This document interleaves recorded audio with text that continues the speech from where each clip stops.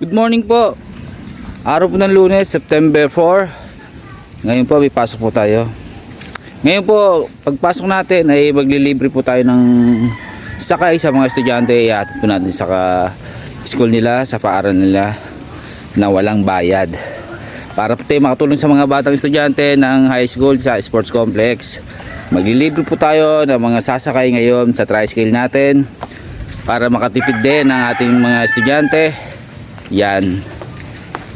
Yun po, libreng sakay ngayon tayo ngayong umaga para sa ating mga estudyante na mag-aaral.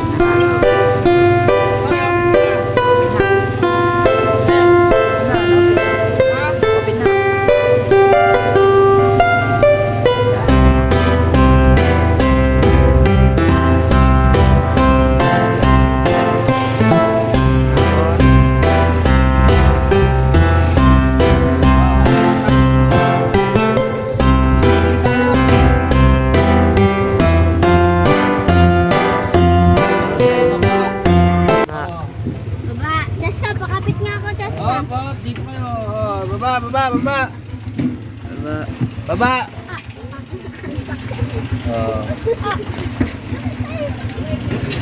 Ano sasabihin niyo? Salamat po. Ang dami yan. Ang dami. Sige, pasok na kayo.